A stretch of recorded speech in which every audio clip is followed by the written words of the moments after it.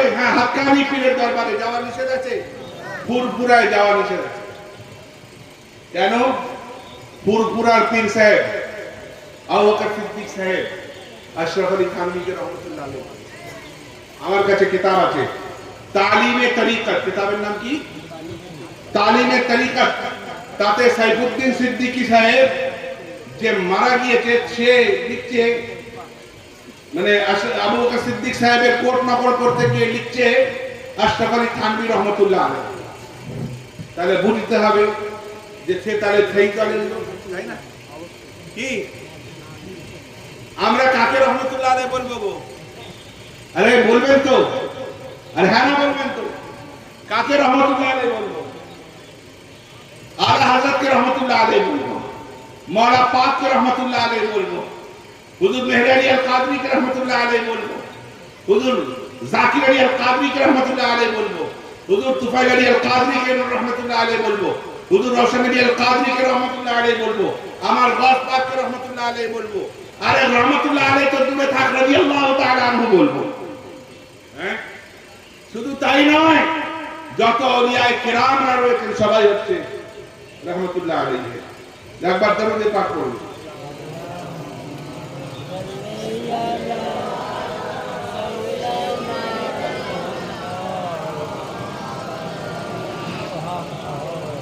হ্যাঁ, যিনি লিখেছেন তিনি ওই দলের লোক মনে হচ্ছে। ওয়াহাবি কেন? মাদ্রাসার জন্য সবার টাকা নেওয়া যায় না, শিক্ষা কেন্দ্রের জন্য, শিক্ষা কেন্দ্রের জন্য সবার টাকা, শিক্ষা কেন্দ্রের জন্য যে কোনো শিক্ষা কেন্দ্রে সবার টাকা নেওয়া যায় আছে, কিন্তু মসজিদে সবার টাকা নেওয়া যাবে না। মসজিদে ওয়াহাবিদের, হিন্দুদের, তাবলীগী জামাতদের যারা আহলে তাশাইয়্যুহ তাদের টাকা মসজিদে লাগানো যাবে না। যদি মসজিদের মেঝেতে লাগানো হয় সেটাকে তুলে ফেলে দিয়ে সুন্নিদের পয়সায় মেঝে করে সেটাতে নামাজ পড়তে হবে। হ্যাঁ, লাগানো যাবে কোথায়? যদি নাছোড় বান্দা হয় তাহলে সেই টাকাটা পায়খানায় লাগানো, ঠিক আছে? পায়খানায় লাগানো যাবে। তো ভাই যে প্রশ্ন করেছেন সে জানে কিনা জানি না, সমস্ত ফতোয়ার কিতাবের মধ্যে আছে, ম্যাক্সিমাম ফতোয়ার কিতাবের মধ্যে আছে যে শিক্ষা কেন্দ্রের জন্য সবার কাছ থেকে চাঁদা নেওয়া যেতে পারে, কিন্তু মসজিদের জন্য সবার কাছ থেকে চাঁদা নেওয়া যাবে না।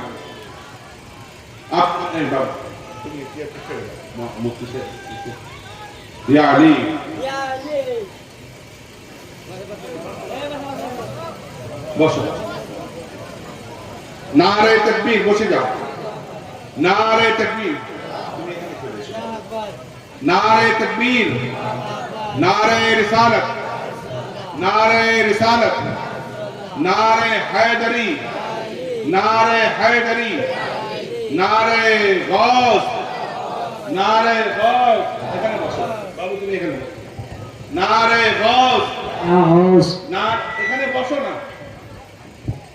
नारे गौस, नारे मौला, गौस का दामन, अली का दामन नहीं छोड़ेंगे, पीर का दामन नहीं छोड़ेंगे, पीर का दामन नहीं छोड़ेंगे, पीर का दामन नहीं छोड़ेंगे। দেখেন মুফতি সাহেব এসে গিয়েছেন, মুফতি সাহেবের সামনে আমাকে এই চিরকুটটা লেখা হয়েছে যে ওয়াহাবিদের টাকায় মাদ্রাসা চালানো যাবে কিনা। কি আমি অন্য কারোর কথা বলছি না, আল্লামা আরশাদুল কাদরি আমার উস্তাদুল মুহতারাম আল্লামা, আমি বুখারী শরীফ আলহামদুলিল্লাহ ওনার কাছে পড়েছি।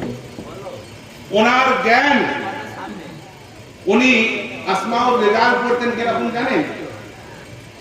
উনি বলতেন যে আমি আমার উস্তাদ অমকের কাছ থেকে শুনেছি, সে অমকের কাছ থেকে শুনেছে, সে অমকের কাছ থেকে শুনেছে, সে অমকের কাছ থেকে শুনেছে, এরকম বলতে বলতে বলতে বলতে বলতে বলতে বলতেন যে অমক সাহাবী রাসূলের পাকের কাছ থেকে শুনেছে।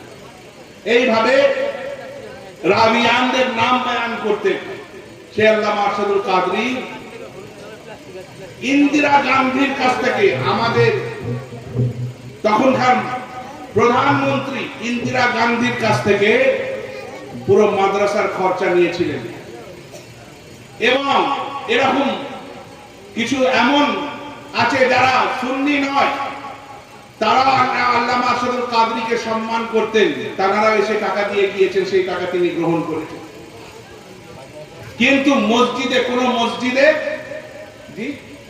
কোন মসজিদে ওয়াহাবি, দেওবন্দি, তাবলীগী, নেচরি, শিয়া, আহলে তাশাইয়্যু, হিন্দু, বেদিন কোন মসজিদে টাকা নেওয়া যাবে না। বুঝতে পেরেছেন? এবার আমি দু চার কথা বলে আমি আমার বক্তব্যকে শেষ করব। এখন আপনাদের সামনে কিছুক্ষণ পরে মুফতি সাহেব এসে তিনি বলবেন। কথা হচ্ছে, যদি নিজেদের ঘরে সুন্নি ছেলে পয়দা করতে চান, তাহলে নিজেদের ঘরের মেয়েকে সুন্নি ঘরে দিয়ে দিন, জি, না হলে ওই জাকির নায়কের ভক্ত হবে, না হলে ওই মুমতাজুলের, আমাদের মুফতি সাহেব মুমতাজুলকে চ্যালেঞ্জ করেছিলেন, জি, সিস্টার আউলকে চ্যালেঞ্জ করেছিলেন, চাচা রাহুল, জি, চ্যালেঞ্জ করেছিলেন, কিন্তু তার কোনো হদিসও পাওয়া যায়নি। আর একটা মোটা ইয়াসিন, মাচ্চর ডাক্তার, মুফতি সাহেব বলেছিলেন, মনে আছে? মাচ্চর ডাক্তার ইয়াসিন, হ্যাঁ, তাকে চ্যালেঞ্জ করেছিলেন। আমাদের সমস্ত সুন্নি ওলামারা সেই স্পটে পৌঁছায়নি। হ্যাঁ, তো ভাই, বেশি দিনের কথা নয়, আমাদের শামপুর শরীফে ঈদের দুদিন পরে ওখানে 30 ঘর মতো, 30 থেকে 35 ঘর ওয়াহাবি আছে। কিন্তু হুজুর গাউসে পাকের কি শান, 35 থেকে 36 হয়নি, ছিল 40, হয়ে গিয়েছে 35, 36 আর হয়নি, কমে গেছে। তারা করেছিল কি, মুমতাজুলকে দাওয়াত করেছিল। আমি ঈদের দিন বক্তব্যে বলেছিলাম, দেখেন বাবু, বাপ কা বেটা সিপাহী কা ঘোড়া কুছ নেই তো থোড়া থোড়া। আমি বলেছিলাম যে আমার উপরহাটে জলসার ডেট রয়েছে, আমি যাব, যদি মুমতাজুল আসে তোমরা আমাকে ফোন করবে, আমি ওখান থেকে চলে আসবো। আল্লাহর কি শান, মুমতাজুল ভয় আসেনি, ওয়াল্লাহ বলছি ভয় আসেনি। সে করেছে কি, বারাইপুরের একজন মৌলভী সাহেবকে পাঠিয়ে দিয়েছে, আর সে আনফান এদিক ওদিক মানে কোন বিতর্কিত ওয়াজ না করে নামাজ পড়ার কথা, রোজা রাখার কথা বলে দিয়ে চলে গেছে। বুঝতে পেরেছেন না? তাহলে সুন্নির শেরদেরকে, সুন্নির বাঘদেরকে, আরে ভাই ধরে না তো বাবু, কুকুরদের স্বভাব কি ভাই, পিছনে ঘেউ ঘেউ করে, তাই না? একটা উর্দুতে প্রবাদ আছে, হাতি চলে বাজার আর কুত্তে ভোকে হাজার। কি মুফতি সাহেব, আমরা হচ্ছি, হ্যাঁ আমরা কুকুর, এতে কোনো সন্দেহ নেই, কিন্তু আমরা গস পাকের কুকুর। वाह क्या मर्तबा है गौस है बाला तेरा। हमारा आला हजरत लिखते हैं, ऊंचे ऊंचों के सरों से है कदम आला तेरा, सर भला कोई क्या जाने के है कैसा तेरा, औलिया मलते हैं आंखें वो है तलवा तेरा। और क्या दबे जिस पे हिमायत का हो पंजा तेरा, क्या दबे जिस पे हिमायत का हो पंजा तेरा, और शेर को खतरे में लाता नहीं कुत्ता तेरा। तो भाई, যদি আপনাদের আওলাদদেরকে, নেক্সট জেনারেশনদেরকে সুন্নি করতে চান, সুন্নি রাখতে চান, তো আমি বলছি, এবং মুফতি সাহেবও বলবেন, যে এখানে বর্তমানে খিদিরপুর দরবার আছে, খিদিরপুর দরবারের সঙ্গে জড়িয়ে রাখুন, দেখবেন আপনার ছেলেরা ওয়াহাবি হবে না, আপনার মেয়েরা মানে ওয়াহাবি হবে না, বরং সুন্নি থাকবে। এবং সঙ্গে নিজের মেয়েদেরকে সুন্নি ঘরে বিবাহ দিন, নিজের ঘরে সুন্নি বউ নিয়ে আসুন। ভাই, বউ ওয়াহাবি নিয়ে এসছেন, ছেলে কড়ক ছিল, বউয়ের কথায় নরম হয়ে গিয়েছে। এসে বলছে, হুজুর অত কড়া কথা বলবেন না। বুঝছেন হুজুর? বলছে অত কড়া কথা বলবেন না। আপনি আপনার আমাকে একজন বলছে যে আপনি আপনার মতো ওয়াজ করে যাবেন, কোনো কড়া কথা বলবেন না। তাই বলে, হ্যাঁ, তারা আমার রাসূল পাকের সামনে শানে গুস্তাখি করুক, আমি চুপ করে থাকি। তারা আমার সাহাবায়ে কেরামের শানে গুস্তাখি করুক, আমি চুপ করে থাকি। তারা আমার আহলে বাইতের শানে গুস্তাখি করুক, আমি চুপ করে থাকি। তারা আমার গওস পাকের শানে গুস্তাখি করুক, আমি চুপ করে থাকি। তারা আমার খাজা বাবার শানে গুস্তাখি করুক, আমি চুপ করে থাকি। তারা আমার আলা হযরতের শানে গুস্তাখি করুক, আমি চুপ করে থাকি। তারা আমার মওলা পাকের শানে গুস্তাখি করুক, আমি চুপ করে থাকি। আরে না না, আমার শরীরে রক্ত বইছে কুতুবউদ্দিন আখতারী আল কাদরী, তার রক্ত বইছে গওসে আজমে, তার রক্ত বইছে ইমামে হাসানের। তো ভাই, ইমামে হাসান স্যাক্রিফাইস করেননি, ইমামে হুসাইন স্যাক্রিফাইস করেননি, সাইফুদ্দিন আল কাদরীও স্যাক্রিফাইস করেননি।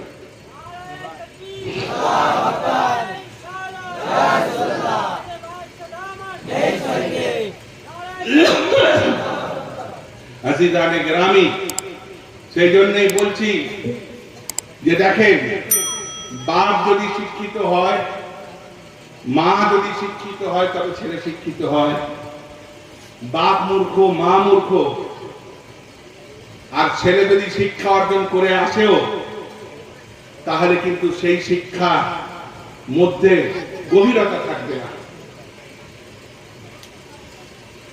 বাপ যদি আলেম হয়, আলেম নাই বা হলো, বাপ যদি সুন্নি হয়, মাও যদি সুন্নি হয়, ছেলে কি হবে? কি হবে? আরে সুন্নি হবে তো, সুন্নি হবে না? হ্যাঁ, তাহলে এই রকম ভাবে চলাফেরা করার চেষ্টা করুন। এখন আপনাদের সামনে হযরত আল্লামা মাওলানা মুফতি জুবায়ের হোসেন কাদরী মাদ্দাজিল্লাহুল আলী, দেখেন এনার ব্যাপারেও অনেকে অনেক কিছু বলেছে, অনেকে অনেক কিছু বলেছে, এবং তারা নামধারী সুন্নি। জি, তারা নামধারী সুন্নি, তারা বলেছে, কিন্তু ইনি তার চুপ করে থাকেনি, প্রতিবাদ করেছেন, প্রতিবাদ করেছেন।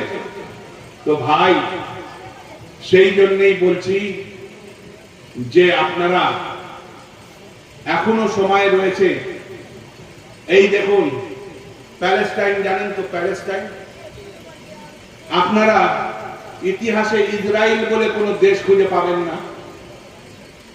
পুরো ইতিহাসে ইসরায়েল বলে কোনো দেশ খুঁজে পাবেন না।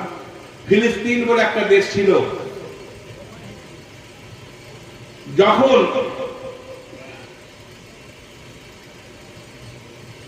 তাদেরকে মেরে তোড়পাড় করে দেওয়া হলো এবং সারা বিশ্বের কাছে যখন তারা সহযোগিতা চাইল, কেউ তাদেরকে সহযোগিতা করেনি। কিন্তু এই প্যালেস্টাইনিয়ানরা তাদেরকে ভাইয়ের মতো আগলে নিয়েছিল। আজ কি অবস্থা হয়েছে? প্যালেস্টাইনিরাই এখন ঘর ছাড়া হয়ে গিয়েছে, তাদেরকেই তাড়িয়ে দেওয়া হচ্ছে। ভাই, এমন একটা দিন আসবে, যদি আপনারা সুন্নিয়তের উপর কায়েম না থাকেন, আপনাদেরকে মসজিদে উঠতে দেওয়া হবে না। এমন একটা দিন আসবে, আপনারা আলাদা করে মসজিদ করার মতো ক্ষমতা আপনারা রাখতে পারবেন না। এমন একটা দিন আসবে, যেদিনে মসজিদের ভেতরে শরীয়তের বিরোধী কাজ করা হবে, আপনারা বলতে পারবেন না। কিন্তু এখন যদি আপনারা নিজেদেরকে ঠিক না করেন, তাহলে কিন্তু ইহকালও চলে যাবে, পরকালও চলে যাবে। ঈমান হারা হয়ে যাবেন, এখানেও ঈমান হারা হয়ে যাবেন, আর হাসরের ময়দানে রাসূল পাকের শাফাআত থেকে মাহরুম হয়ে যাবেন। আল্লাহ তাবারক ওয়া তাআলা আমাদের আপনাদের সবাইকে সুন্নি মুসলমান করে ইন্তেকাল করার তৌফিক দান করুন। বলুন আমিন। সবাই বলুন আমিন। এবং শিয়া মতবাদ থেকে নিজেদেরকে বাঁচার, হেফাজত করার তৌফিক দান করুন। বলুন আমিন। সাহাবায়ে কেরামের গুস্তাখি থেকে বাঁচার আল্লাহ যেন আমাদেরকে তৌফিক দান করুন, বলুন আমিন। কোনোভাবে কোন কারণে যে সাহাবীর গুস্তাখি করবে সে সঙ্গে সঙ্গে কাফের হয়ে যাবে। জি, মান সাব্বা আসহাবি ফাহুয়া কালবুম মিন কিলাবিন নার, যে আমার সাহাবীদেরকে গাল দিল সে জাহান্নামের কুকুরের মধ্যে একটা কুকুর হলো। মান সাব্বা আমির আল মুআবিয়া ফাহুয়া কালবুম মিন কিলাবিল হাবিয়া, যে হযরত মুআবিয়াকে গাল দিল সে হাবিয়ার কুকুর হয়ে গেল। হ্যাঁ, তো বেরাদারানে মিল্লাতে ইসলামিয়া, সেই জন্য বলছি আপনারা শুকর করেন যে আপনাদের গ্রামে পাঁচটা আলেম হয়েছে। হ্যাঁ, পাঁচটা আলেম হয়েছে। আমরা বাংলা বই পড়ে মশলা বলবো না ভাই। আমি মসজিদে বসে আছি, অনেকদিন আগে আব্বা হুজুর তখন ছিলেন, আমার তখন বয়স খুব বেশি হলে 22-23 হবে, আমি তখন সায়দাপুরে পড়াশোনা করি। তো মসজিদে নামাজের সময় নামাজ বাদ দিয়ে আমি এইরকম করে বসে আছি, একজন এসে বলছে, হুজুর আপনি হারাম কাজ করছেন? হ্যাঁ, তা আমি বললাম যে আমি কি হারাম কাজ করলাম? তো বলছে যে মসজিদের মধ্যে হাত বেঁধে বসা, বিনা কারণে হাত বেঁধে বসা হচ্ছে হারাম। তা আমি বললাম কোন কিতাবে আছে? তো মসজিদের মেম্বারের উপর মিশকাত শরীফ বাংলা তর্জমা ছিল, সেই তর্জমাতে দেখছি লেখা আছে যে মসজিদের মধ্যে বিনা কারণে হাত বাঁধা হচ্ছে নাজায়েজ, হারাম। আমার সন্দেহ হলো, তো আমি তখন ইবারতটা পড়লাম, তাতে লেখা আছে তাসবির শব্দ ব্যবহার করা হয়েছে। আর তাসবির মানে হচ্ছে কাপড় নিয়ে খেলা, তাই না? জি, মসজিদের মধ্যে কাপড় নিয়ে খেলা, এরকম করা, আঙুল চটকানো, এই জিনিসকে নিষেধ করা হয়েছে। আচ্ছা, কোথাকার জিনিস কোথায় লাগিয়ে দিয়েছে, বুঝতে পেরেছেন না? তারপরের দিন আমাকে এসে বলছে যে হুজুর আমরা গস পাকের গোলাম হলাম, আমরা সবাই জাহান্নামী হব।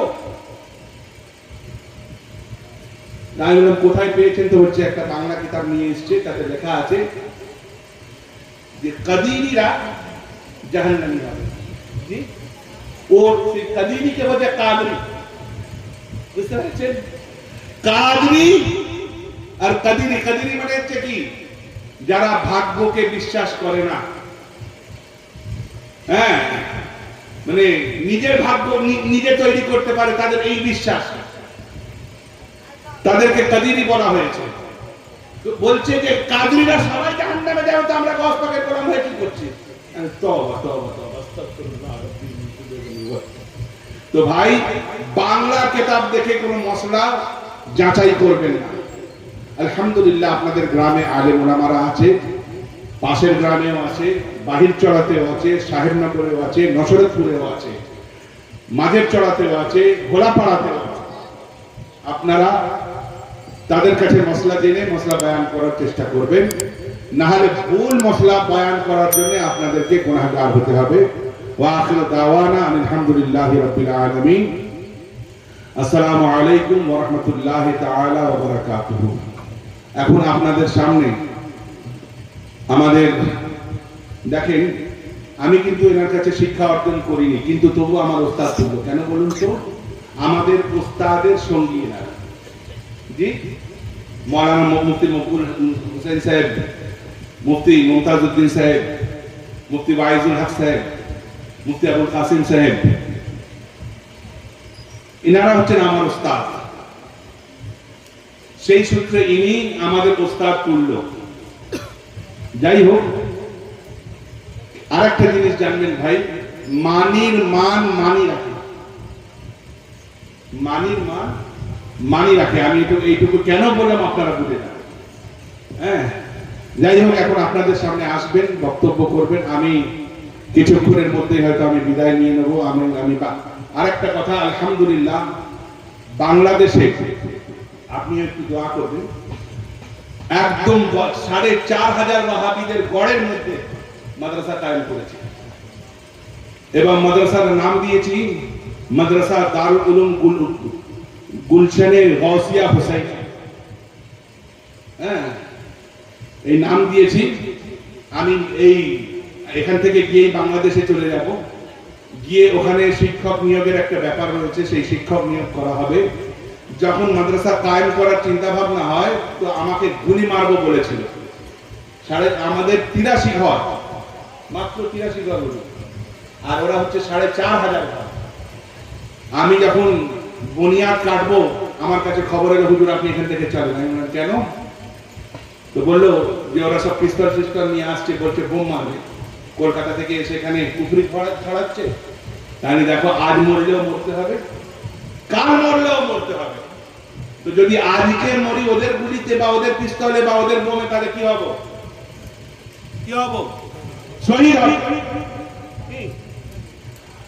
আর যদি কাল এমনি মরণ আসে আর আমি যদি ভয় পালাই, হাসরের ময়দানে রাসূল পাক যদি আমার কাছে চান যে সাইফুদ্দিন তুমি দিন কায়েম করতে গিয়ে ওয়াহাবিদের ভয় পালিয়ে এসেছিলে, আমার কাছে কোনো জবাব থাকবে না। আল্লাহর কসম করে বলছি, তারা 100 হাত দূর থেকে চলে গিয়েছে। ধরেন এখান থেকে মাদ্রাসা মানে আমাদের মসজিদ পর্যন্ত এসেছে, ওখান থেকে প্রায় 300, 400, 500 লোক ফিরে চলে গিয়েছে। এবং তারা নিজেদেরকে বলছে বুনিয়াদ করুক না, এরা তো এই 83 ঘর কিচ্ছু করতে পারবে না, আমরা সংখ্যায় বেশি। আলহামদুলিল্লাহ 65 লক্ষ টাকা খরচা আপাতত করা হয়ে গিয়েছে। 65 লাখ টাকা খানকা তৈরি করেছি, মসজিদ তৈরি করেছি, মাদ্রাসাটা কায়েম করেছি, সেখানে শিক্ষক নিয়োগ হবে। সেই জন্য যাব ইনশাআল্লাহ। আপনারা সবাই দোয়া চাইবেন তো? জি চাইবেন। যারা বড় বড় ফোটানি করছে তাদের একটা মাদ্রাসা দেখাতো, হ্যাঁ এমন এমন মাদ্রাসা, সেই মাদ্রাসার কেউ নামই জানে না। কিন্তু আমাদের মাদ্রাসা দারুল উলুম গুলশানে পঞ্জাতন, মাদ্রাসা দারুল উলুম গুলশানে আহলে বাইত, মাদ্রাসা দারুল উলুম গাউসিয়া, মাদ্রাসা দারুল উলুম গাউসিয়া মুর্শিদিয়া নসিমিয়া। ভাই যারা সুন্নি হবে তাদের চিন্তা ভাবনাও সুন্নিয়তের হবে। আল্লাহ তাবারক ওয়া তাআলা আপনাদেরকে সেই সুন্নিদের সঙ্গে সংযোগ রাখার তৌফিক দান করুন। আর আপনারা আমাদের মুফতি সাহেবের বক্তব্য শোনেন এবং তার কাছ থেকে কিছু শেখার চেষ্টা করেন। আমি আবারও বলছি যে আমি নিজে মদিনা শরীফে গিয়ে সালাত ও সালাম পড়েছি 100 লোককে নিয়ে। আপনারাও যদি কোনোদিন নসিব হয়, ভয় পাবেন না, চালিয়ে যাবেন ইনশাআল্লাহ। কেউ সাত্বিক নাদিক রাসূলের পাক অবশ্যই দেবেন। আসসালামু আলাইকুম।